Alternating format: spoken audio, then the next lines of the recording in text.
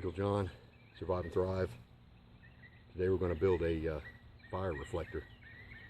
The purpose of this is to reflect heat back into your shelter, or if you're sitting around a fire, just to reflect everything back to you. It's preventing the loss of heat going the opposite direction. So it depends on what type of logs you get, how big the logs are. You want them at least as long as your arm to begin with, and about that high also for your vertical pieces. So we're going to need 4 vertical pieces about the size of your thumb, or a little bit bigger, which we've already collected. And this size and a little bit smaller, I've got maybe 10, 12 of these things. But you can also make them a little bit larger than that if you want.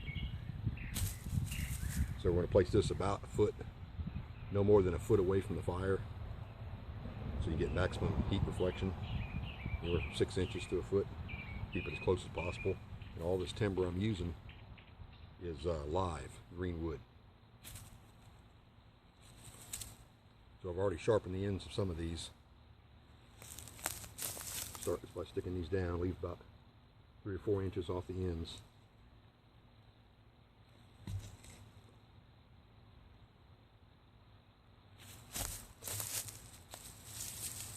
This one's a fork piece. That's okay. I might need to use this for later for something for over the fire, so I don't want to really cut that if I don't need to. So I can hold these together and put them in the ground and then let them go.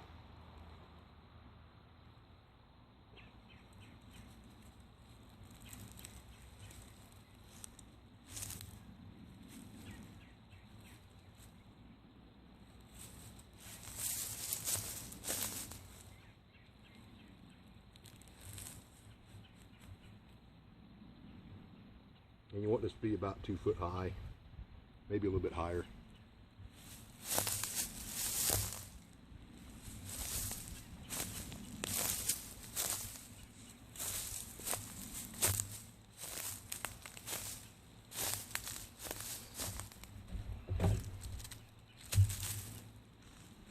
A little bit of point on here.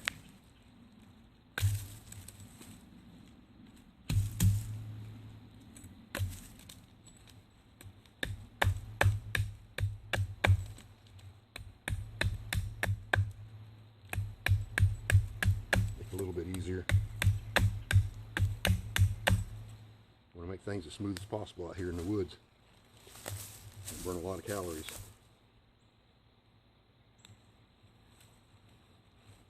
Slide that one down. If it's fairly hard ground, they'll stay where they're at. If it's fairly soft ground, I'll show you a trick. So I'm going to start with the log, with the large ones on the bottom and the smaller ones to the top.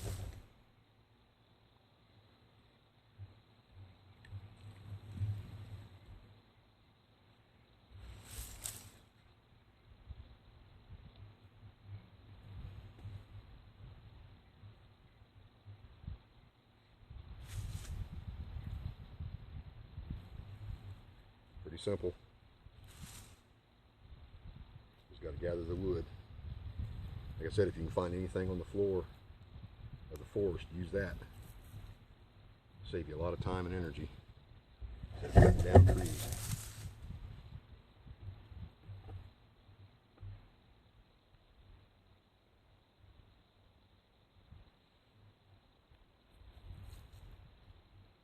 Try to get them as straight as possible. These aren't really straight.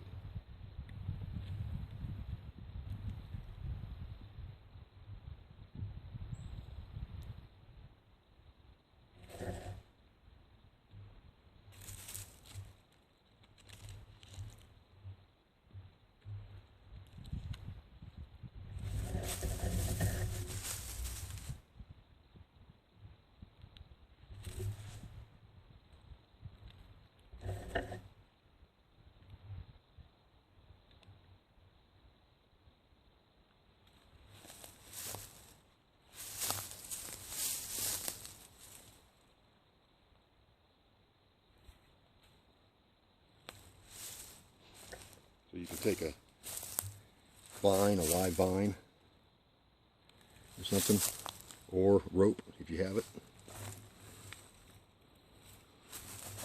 make a loop.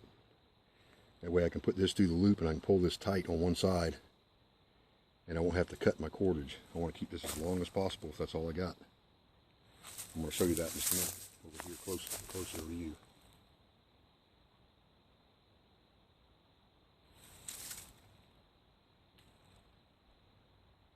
In fact, vines would probably be even better. It might not melt. This stuff might melt if you get too close. Pull that tight. Wrap this around here a couple times.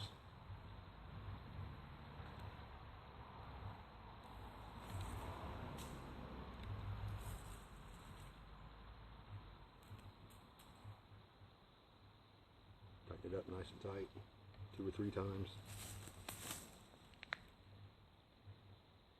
And you can just end with a clove hitch if you like, or even just a basic knot, something to keep from slipping.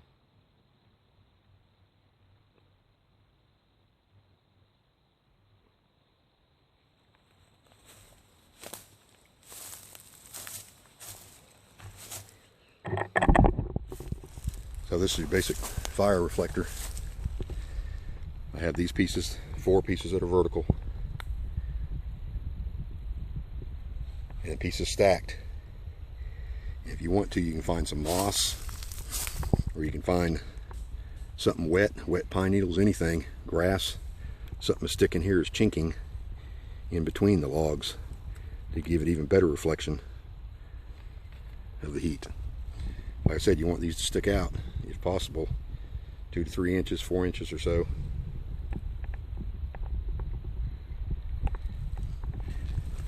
I'm going to show you over here is my slip knot.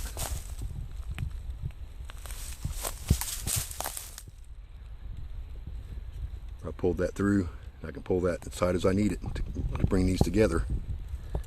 I want these to squeeze together so it'll hold those. And I want them just about vertical. That's a little bit off an angle, that's okay. I want them just about vertical. And just tie that off somehow on the back. Once again, that just pulls these together.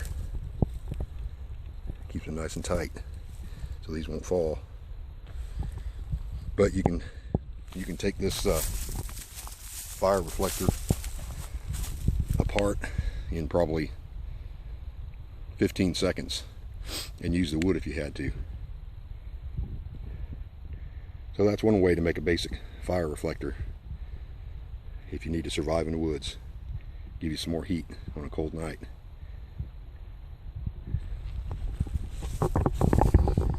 This is Eagle John, survive and thrive. See you on the next video. Thanks for watching.